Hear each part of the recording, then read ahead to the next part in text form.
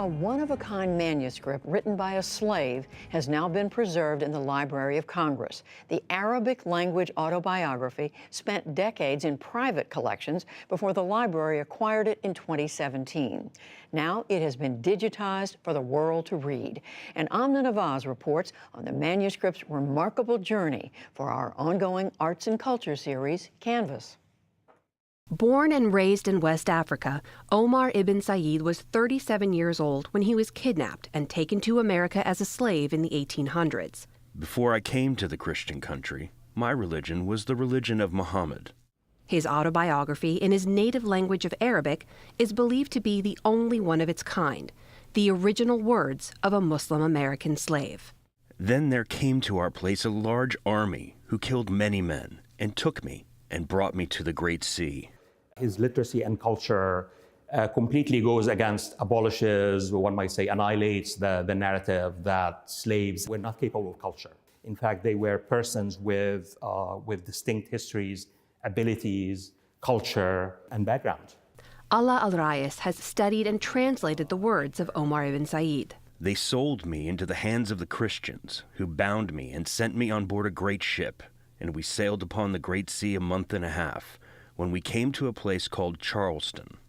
He was wealthy and he was highly educated, because in his autobiography he speaks about spending 25 years studying. Mary Jane Deeb is the chief of the African and Middle East Division at the Library of Congress, where Ibn Said's manuscript now lives. So there was a man who's caught at the age of 37, and shipped off to South Carolina, in a country he doesn't know, among people whose language he doesn't know. Ibn Said wrote he was sold to a, quote, small, weak, and wicked man called Johnson.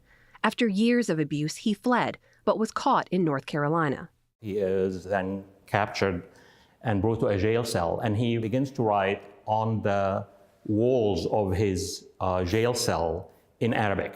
So that attracted attention of pretty important people, because the man who ends up buying him and releasing him from jail was the brother of the governor of North Carolina. Over time, Ibn Said converted to Christianity. In his 60s, he wrote his own story, but only in Arabic. It's written in Arabic, and so his masters could not really read it at all. They could not really influence its writing. And so it was really his exact words, unfiltered by the machinery of the editorship of masters and abolitionists, as other slave narratives were. A machinery al-Rais says erased countless narratives, including the fact that up to 20% of Africans enslaved in America were Muslim. Ibn Said, in fact, chose to open his autobiography with a verse from the Quran. The crux of this Quranic chapter is that it's only God who has the possession and the ownership both of human beings and of things. And therefore, it seems to me a kind of a hidden text. What Omar is saying is that you guys have no right to own me here. It's a narrative that challenges the original concept of who the slaves were when they came here. That they didn't really have a system of belief. They were uncultured, they didn't have a written system. This is what he brings to the table and basically says that is who we really are.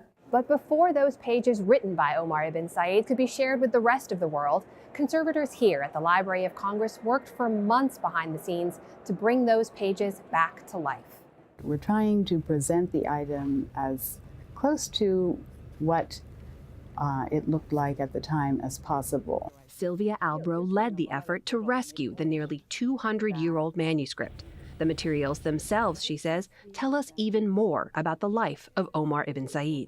It's actually surprising that the quality of paper for his manuscript is really pretty good. The fact that he had at his disposal good quality materials is an indication of the respect that he had as a figure, even as a slave. That respect brought Ibn Said to the attention of prominent abolitionists, missionaries, and linguists at the time, who translated his story and used it in their fight against slavery. The entire manuscript is now available online for a new generation to read Ibn Said's words for themselves. For the PBS NewsHour, I'm Amna Nawaz in Washington, D.C. And what a gift it is to all of us.